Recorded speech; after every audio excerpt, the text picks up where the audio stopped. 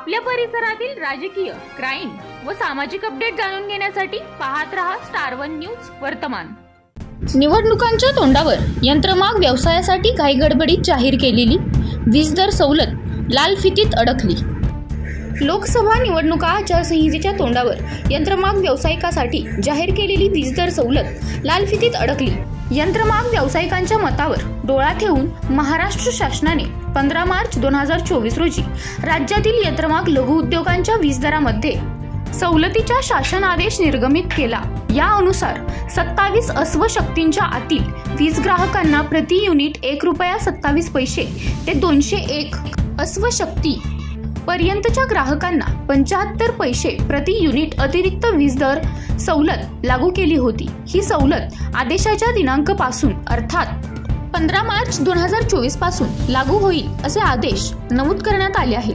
मात्र ही सवलत लागू करताना पुन्हा एकदा वस्त्र उद्योग विभागाच्या वेबसाईटवर ऑनलाईन नोंदणी सक्तीची केली असून राज्यातील बहुतांश यंत्रधारकांना नोंदणी करता न आल्याने सदर सवलत कोणासही मिळू शकली नसून नुकतीच मार्च 2024 साठीची वीज बिले विना सवलत वितरित झाली आहेत। राज्यातील सर्व यंत्रमान धारकांच्या राज्य शासनाकडील वस्त्रोद्योग विभाग व महावितरणकडे नोंद आहे।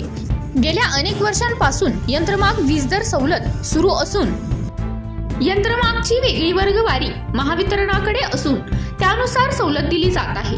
असे असताना पुन्हा नोंद करण्याची अट घालण्याची शासनाच्या व प्रशासनाच्या उद्देशाबाबत यंत्रमाग धारकांचा तीव्र विरोध व नाराजी आहे। शिवाय ही नोंद अत्यंत किचकट असून त्यासाठी वस्त्रोद्योग विभागाने तब्बल 16 पानी फॉर्म जारी केला असून यात विचारण्यात आलेली अनाकालीनीय माहिती भरणे यंत्रमाग धारकांना केवळ अशक्य आहे।